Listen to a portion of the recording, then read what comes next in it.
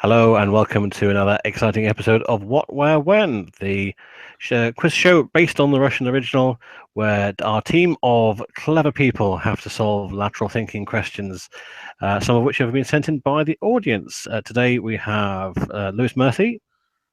Hello, Lewis. Hello. Dan Peake. Hello, Dan. Hello, how are you? I'm all right, thank you. And here's Nick Gates. Hello there.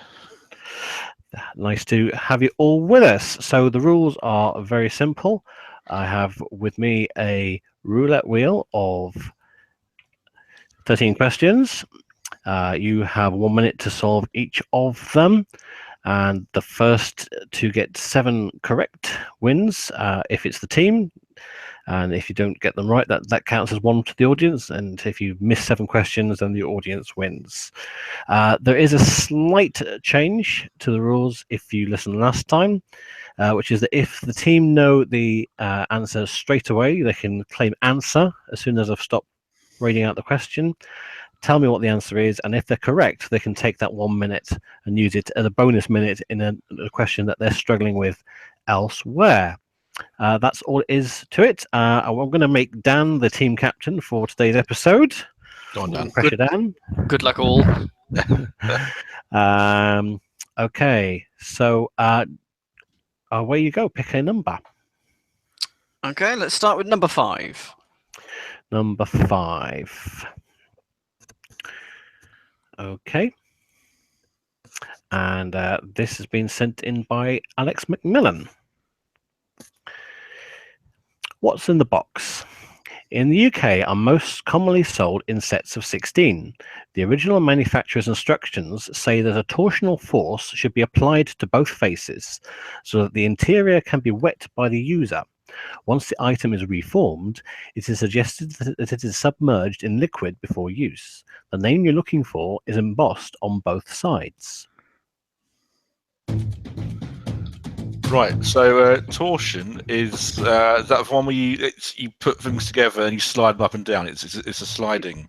I thought it was some form twisting. of twist, I thought. Yes, so it's something that's twisted. Yeah. Something should be applied to both faces. What do you unscrew from both sides? So it's not like a bottle cap, and you wouldn't buy them in sets of 16. No. I think I have an inkling it might be a biscuit and it might be an Oreo. Because we have Oreos, you twist them. Yes, Oh, you yes. lick it and you dunk it. Well done. Yeah, I think that actually really well fits the description there. So It goes in milk. And it's Yeah. embossed on both sides. I believe like so. this answer. I think that's pretty good. I'm just trying to think what else it could be. I can't think what else is sold in sets of 16. Oh, it fits in. Yeah. All right, Dan, what's your answer? We're going to go with Oreo biscuits. Correct. Yeah. Well done, Hey, Nick. well done. That seemed to come out of nowhere, Nick. Well, I was thinking about it. I was reading words, and I figured it was a bit where it gets submerged in liquid before use, which sort of gave it away for me a little bit. Right, you are. Good. Well, it's a correct answer. So it's 1 point to you. Choose another one. Go for it, Nick. 8. Number 8. Okay, here we go. Why do Americans count the number of chirps a cricket makes in 15 seconds and then add 40? Is this something like the way you calculate heart rate for humans? Is that you count 15-second pulse and you multiply it by 4? That counts as a minute. Are cricket heart rates faster? And is a cricket heartbeat the same as the amount of time? Hang on, no. A chirp of a cricket is knees bashing together, isn't it? So- Also, we're adding, we're not multiplying. So I don't know if it's anything to do with the minute there. Is this a What did- frequency? Is it something to do with weather? What would it be to do with the weather, though? And why is it know. Americans? What do the Americans do? In terms of weather, the Americans use Fahrenheit and we use Celsius. So that would make sense maybe in terms of temperature. Do they change in terms of why? That's quite interesting. I wonder if that's correct. but it's the only thing that Americans do different in terms of weather. And crickets are outside. Time up. All right, Dan. Yeah, it's up to you to choose an answer. What are you going to go for? Going to choose to tell the temperature and hope that it's in Fahrenheit or something. Correct. Well done. Oh wow. Yep, that's exactly right. The hotter it gets, the faster the chirp is. And as you say, it'll give you a figure somewhere, somewhere between, say, 40 and 100. Well, I suppose if it was 40, they'd be dead. But yeah, in normal sort of ambient to hot temperatures, it does give you an approximate temperature. Very good. Good stuff. You worked that out very well. Gosh, I'm going to have to pull out some stops here, even though I can't change the questions now. Choose a number. Go for it, Lewis. Let's go with number 2. Number 2. Okay, here we go. Since it began in 1829, there has only been one dead heat in the history of the world-famous Oxford and Cambridge boat race, namely in 1877.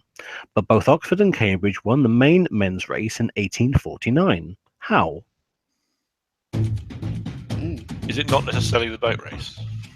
I was wondering if the wording of a question is giving that away. I don't know. I'm probably wrong. Both Oxford and Cambridge won in 1849. The main men's race. If it's not the boat race, then what is the main men's race? No, that's a fair point. Well, I'm trying to think actually. I mean, the only thing I can think of is perhaps like someone on the Oxford team was named Cambridge, or vice versa. Oh, yes. That I sounds like plausible.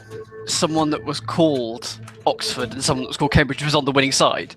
Okay, that's a good answer. That's a Anything good else? This is quite plausible. So It we can't know- be like the juniors or anything like that because it's the main race. And we know it wasn't a dead heat because that was in 1877. Yeah, Yeah. I think the name is probably it's a plausible answer. I think it's one I'm going with. I think. Okay. All right, Dan, what are you going to go for? We're going to go with those were names on the winning team. And how likely do you think that would be that someone's called Mr. Oxford, Mr. Cambridge? I don't know.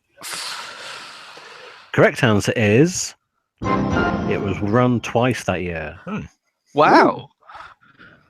Fair enough. So there was one held in March and there was one held in December. In fact, the running of the Oxford and Cambridge boat race was quite erratic. Sometimes they wouldn't have it one year. Then they would have it for 5 years and then they would have a break.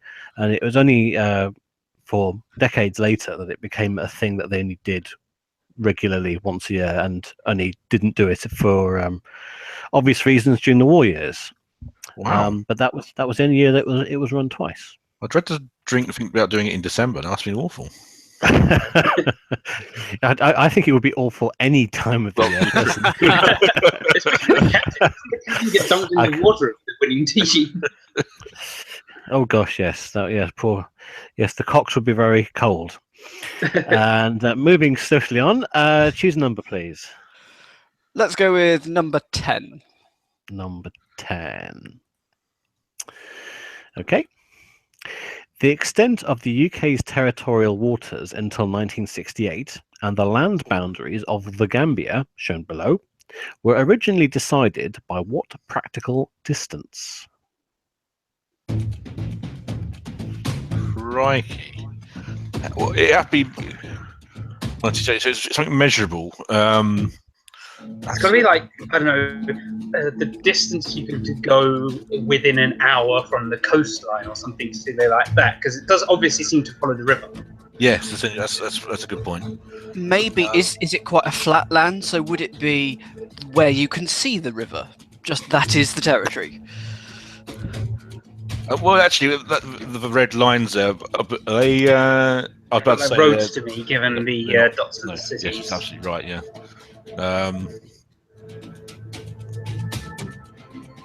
Wow. But there are square boundaries in it as well, though. Yeah. Yeah. So what practical distance it wouldn't? Oh gosh. As you can, well, it's not can fire, but it's 1968. It would be old school, wouldn't it? Right. Okay. Ooh. Dan, what's your answer? As a team, we don't know this. So I'm just going to go with the river Gambia can be seen. Should have listened to Nick. Oh, really? Oh, wow. Yeah. I didn't think that'd be. I think it would be too late for that sort of thing. But wow. Well, no. Originally, it was set as the maximum range of a cannonball, which is 3 miles. Yeah. And then in 1968, it became extended to 12 miles, just because people started overfishing and stuff like that, and that's led on to the Cold Wars with Iceland and so on. So and obviously you got the thing about the river. It mainly follows the river, and for the most part, there is evidence. Some people say it's not true, but there is evidence to suggest that what happened was the British sailed down the river and fired cannonballs as far as they possibly could, and then they joined that up, and that was the sort of the first boundary. And then later on, they did it more practically with proper surveying equipment and stuff like that. But that's the story. Wow. Oh, what a shame! I thought you were going to get there on that one. Well, I don't think I was very confident. I've only got it last minute, really. So. Yeah, never mind. 2-2 keeps it exciting. Ooh. Choose number. Me? 12. Yep. 12. Okay. Number 12 is the speed round. Oh dear. So you're going to get 3 questions, and I'm going to be a bit tougher on you this time because I'm going to stick to the Russian rules, which say that you have to get all 3 correct. Right. Within 60 seconds. Okay. And they're all 3 related questions. So here you go. What related items are known as un trombone in French, Papier Vampire in Afrikaans, and Kugelschreiber in German? I got a trombone into paperclip.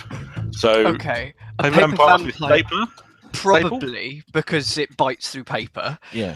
Now, Schreiber means right, but what's a Ballpoint Kugelschreiber? Kugel was is ball, it? wasn't it? Kugel was Oh. ball. Okay, Is it? so So a ballpoint pen, I guess, if it's ball writing. Ball writing. The biro. That'd be my. I'd be working out like that. what was number 1? Paperclip. No, I know. It does. That's- that it looks sort of like a looks trombone. like a trombone. Yeah. Yeah. Okay. I think paper vampire. I think working as a staple. I think that's pretty logical. 2 fangs in the paper. Yeah. Yep. And Kugelschreiber. I think if I'm sure Kugel was ball. I'm sure it comes up every week on Schlagden Star. I always say it. It does feel right. Yeah. So ball writer. That's probably biro. Ballpoint pen. All right, Dan, what's your answers? We're going to go with paperclip for number 1, a stapler for number 2, Mm-hmm. and a ballpoint pen for number 3. Spot on. Yay. Have you heard of the trombone one before, Nick? Yes. In the back of my mind Okay. somewhere, I was aware it was a paperclip. Yeah. Mm-hmm. Very good. I Yep, love the absolutely idea right. of a paper vampire. Yeah. Yeah, it's a nice word, isn't it? Yeah. I think All right. was mainly Dutch as well. So do they call them in Dutch as well, in Holland as well, or? Not that I could find. No. Oh, fair enough. Right. That's 1 to you. 3-2. Another number, please. Is it my turn to pick? Yes. I can't not go next to anything anymore, so let's go with lucky number 7. Number 7. Okay. This is based on an idea sent in by Chris Dixon, for which thanks. Since 1936, I have always begun in the same place beside a mirror and die somewhere else several months later. Each time, around 10,000 identical objects are created to carry me. I have traveled by boat, plane, train, dog sled, and even on spacecraft. A few years ago, 204 copies of me were seen. What am I? Answer. Ooh. Okay, you're going to answer. So what's your answer? My answer is I'm going to be very careful and say the Olympic flame. Correct. Wow. I had no idea. That's right. It starts in the same place in Greece, beside a mirror. They use a parabolic mirror to start the flame. Yeah. and then obviously it goes on a journey, and it's put out at the end of the Olympic Games.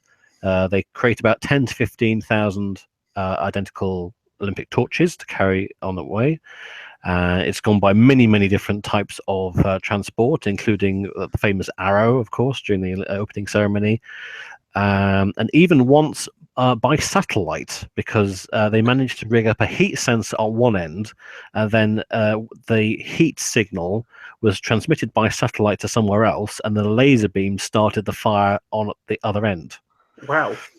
And of course, what do you think the 204 copies was to do with? Is that to do with the Olympic cauldron at the London Games, where it had all the little pebbles that joined together? Yeah. That's right. Yeah. What was the thing that gave it away, Lewis? I think partly 1936 and partly 204 copies. Sort of everything sort of came together, and it just sort of clicked for me that that almost seemed like absolutely certain. So I thought I'd use our answer. Dan, were you going to give the answer? I was, yes, but I wasn't anywhere near as certain as you. I hadn't twigged what the 204 copies was about. I thought maybe that was to do with like the Olympic torch relay around the UK, but that would have been more than 204, wouldn't it? Okay, it's 4-2 to you, and you've got an extra minute in hand for whenever you want to use it. Okay, choose another number, please. Let's go with number 9, please. Number 9. Here we go. When translated from Cicero's original, the first 8 words mean loves or pursues or dies to obtain pain of itself because it is pain. Due to technical advancements from the 1980s, it is now used thousands of times a day around the world. But if you do see it in public, it's usually an accident. What is it? Wow. Okay. What was Cicero famous for? What do you? He was a writer, ancient Greece, maybe. What's it called? No, I was thinking Cicero de Bergerac, but not the same Cicero. It's not the Iliad. It's not the Odyssey. Technical advancements from 1980. So I was thinking like VHS or CDs or something like that. It is now used thousands of times a day around the world. If you see it in public, it's usually an accident. So something that's used in private. Usually. Loves or pursues or desires to do pain because it is pain. Oh, pain. is it what's it called? The text that they use for temporary text. Lorem ipsum. Lorem ipsum. Yes, I think you might be right. Oh, okay. Yes, I'm happy with that because it's like an error if you see it, and it's just placeholder text. Yeah. Well, I thought done, Lewis. Ooh, okay. Let's try and that. They use it a lot in No more talking. All right, Dan, you're the captain. What do you want to say? We're going to say the lorem ipsum placeholder text. Correct. Yeah. Wow. Yep, that's what it means. The lorem ipsum dolor 6 something.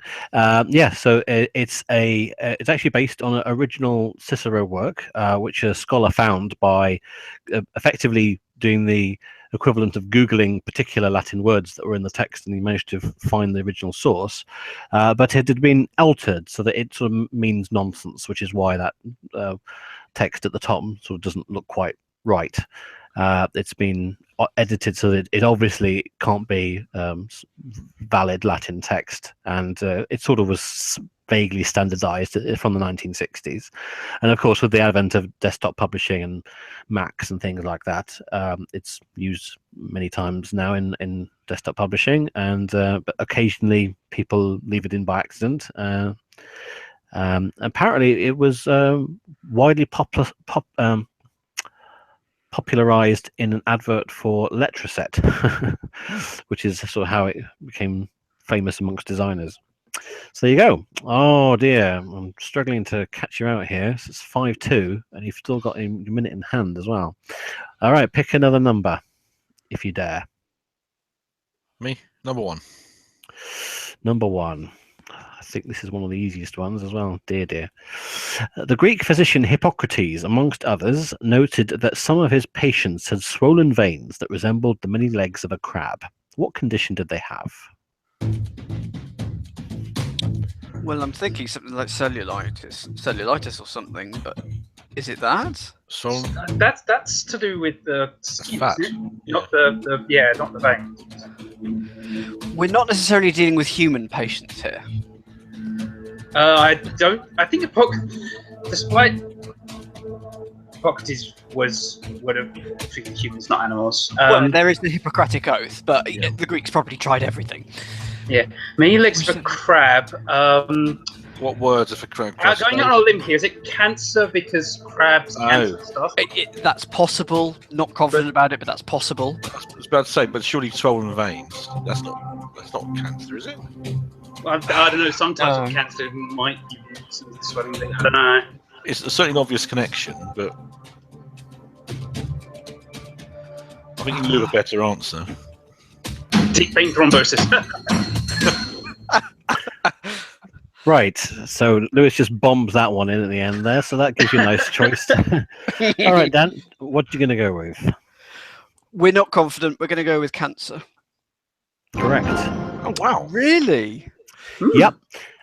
It would be on the tumour, and the tumour swells, and the extra veins grow on the surface of the tumour, and it looked like a crab, and that's where the connection between crab and cancer came from.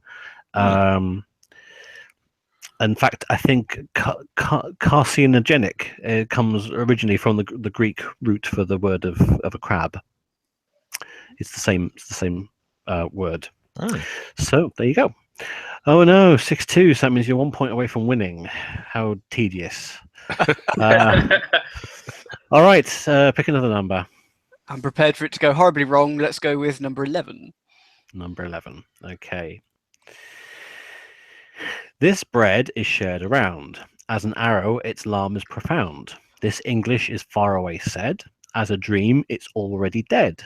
This heart has caused much song. As a line, no part is long. This is a wordy one, isn't it? As an arrow. It's English. All I can think of is times arrow.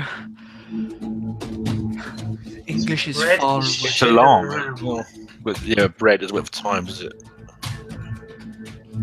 If the English is far away said, that means it's spoken a long way away. So it's a dialect from Northern England or something, or from New Zealand. As a dream, it's already dead. So if it's died, This heart has caused much song. I think it's probably someone's heart, someone's line, but I can't. I can't even find the in for it. All right, Dan, do you want to give an answer, or do you want your extra minute? I don't think the extra minute would help on this one, so I'm just going to pass on this one. Okay. So you're obviously looking for some sort of adjective, and that word is broken. When you break bread at the start of a meal, you share it around. A broken arrow is a missing missile, and then you have broken English, a broken dream, broken heart, and a broken line, like a ... sort of line. Yeah. Yep. So that's I'm afraid 1 to us for that one. That's all right. Got to give you a chance. Still got 4 chances. Choose a number. Is it my turn? I'll pick number 3. Number 3. Okay. Here we go. Though not the head, I am the best known of 13 who became famous for their non-achievement, and for that I'm toasted each year. The name I adopted while fighting for the Spanish is used by a popular website. I'm a man, since it would be contradictory for my forename to be given to a woman. Who am I? See if Eddie the Eagle for some reason is not him. It feels like a sporting team of some kind, the best known of 13. I was thinking Knights of the Round Table, but I'm trying to think how better. Or Apostles. There's Jesus and the 12 disciples, that's 13. So it's not Jesus, but it could be one of the other 12. I think Jesus might count as the best known, though. It's true. I'm the best. Oh, it's true, I'm a Jesus, yeah. used by a popular website. So, While fighting for the Spanish. I'm just trying to list popular websites now. So what have we got? We've got eBay, Facebook, Twitter, LinkedIn, Snapchat, Instagram.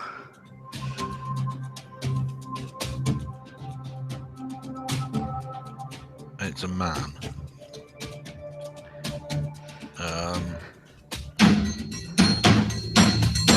Okay, Dan, do you want your answer or an extra minute? Extra minute, please. All right, extra minute starts now. We're toasted each year, so it's like It's an annual anniversary, so we've got Christmas, Easter. We're trying to ignore those presumably. A non-achievement. Something didn't do. Oh yeah. Is it Guy Fawkes? Is it? Oh, is it? Ooh. Oh, is it? Yeah, is it Guy Fawkes? Non-achievement would be toasted the- each year. Yeah, toasted as in A guy. rather than raising a toast, literally toasted in fire. That makes a lot of sense if it's Guy Fawkes. Yeah. I know Guido Fawkes, the famous political blogger.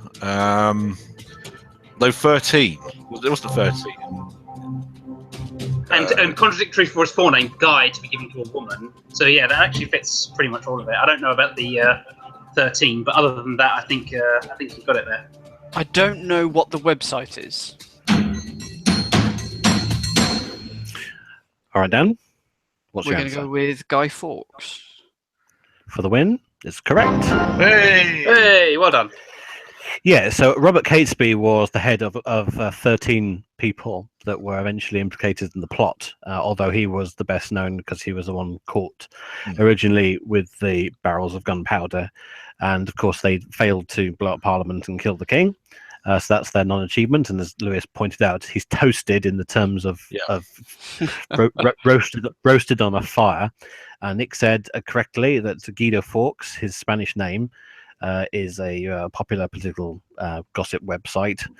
I don't think there was anything such as Spain in the time of Jesus. I may be wrong. And of course, a guy couldn't be called, be given a name to a woman, at least not without causing some sort of logical contradiction. So, 7-3, that's the score, and you'd won. But we have 3 questions left, so we might as well go through them, see how much of a hiding you're going to give us anyway. Pick a question. Number 4, why not? Number 4. Okie dokie. In the 1880s, Lord Salisbury, namely Robert Cecil, promoted his nephew A.J. Balfour to several key posts, including President of the Local Government Board and Chief Secretary for Ireland. This alleged nepotism is said to have inspired which common phrase?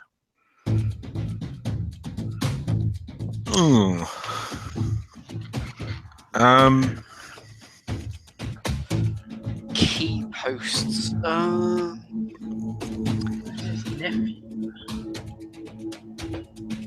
Ooh. Okay. I'm assuming that as the nephew was Balfour, from him, Robert was his uncle, and you could call Robert Bob. Oh. So I'm wondering, as Bob was his uncle, Bob's your uncle. I think that makes a lot of sense. I quite like that, but I've got absolutely no faith in that whatsoever. I don't have any better ideas other than, I don't know, brown nosing. Lord Salisbury, Robert Cecil. Because why would we have been given his name in the question? Yeah. I Yeah. think. I think that's, coming from that angle, that's a good reasoning. All right, Dan? Bob's your uncle.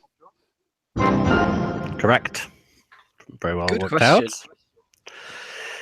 out. You had to sort of flip that one on its head, and it was quite easy after that. All right, 6 or 13?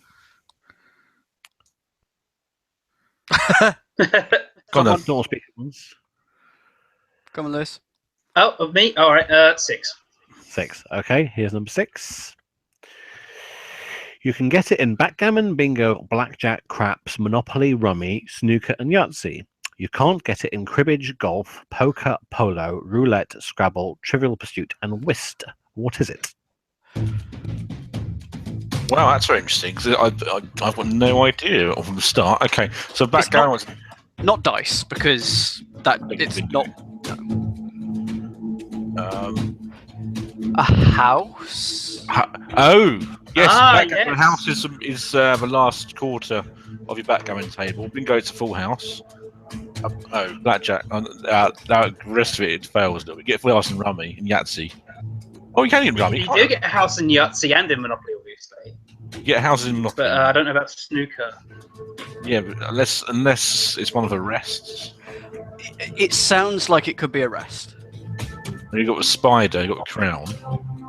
I think it's the third one, but I can tell you what it is. I'm trying to work out craps and blackjack because I play a fair amount of blackjack. I don't remember hearing that term before, but Well, you play doesn't mean it against doesn't the exist. house. You play against the house. It's only craps. Wait a second. Oh, never mind.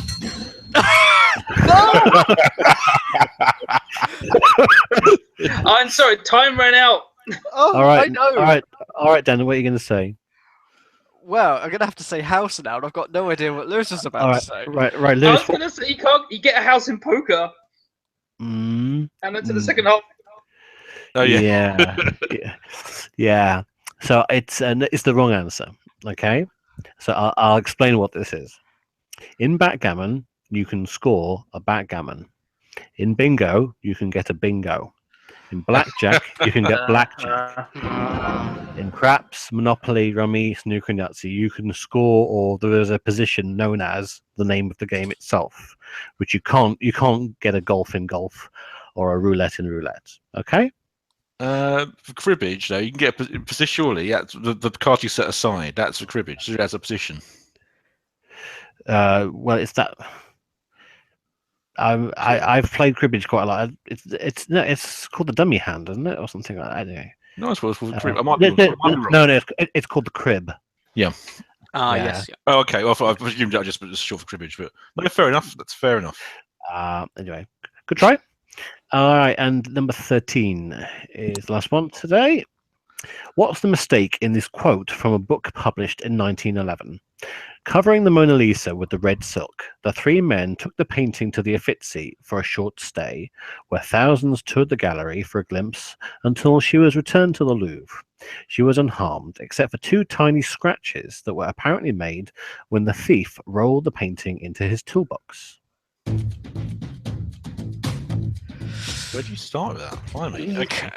Published So- in 1911. Was So is it something as silly as So it's like what Mona Lisa was made. Of course, that was about 1600s. It wasn't like yeah? 1912. I was going to say, is it something as silly as the Louvre wasn't called the Louvre or something silly like that? Definite possibility. So is I mean, this probably not the Louvre. That's been around forever and probably hasn't been called the Louvre. or maybe the Uffizi wasn't. No, that's been there forever as well. The 3 men took the painting to the Uffizi for a short stay. Was it not being stolen then, and isn't it being because it said made when the thief rolled the painting into? Could you not roll it?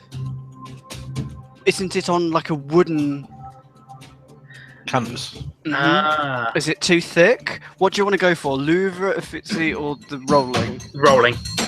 Okay. Dan, what are you going to go for? We're going to go with it couldn't have been rolled. Because The canvas is too thick, or it was on wood. I'll give you that. Yeah. Wood. Yay! Yeah, it's. I think from memory, it's on poplar wood or something like that. Yep. It's not on a canvas at all. It's on a wooden panel, and that's partly the reason why it's difficult to look after because of the shrinkage of the wood. Causes cracks and things like that. So, yep, very good. You've got there in the nick of time with that one. So it's a 9-4 thrashing on this week's episode. We might try this again, so do watch out for another episode on the Bothers Bar channel. So from me, David Bodycombe, and on behalf of all the people who sent in questions, thank you. It's goodbye, and goodbye to Nick Gates. Goodbye. Lewis Murphy. Goodbye. And winning team captain Daniel Peake. Goodbye. Thanks for listening, and see you again next time. Bye-bye.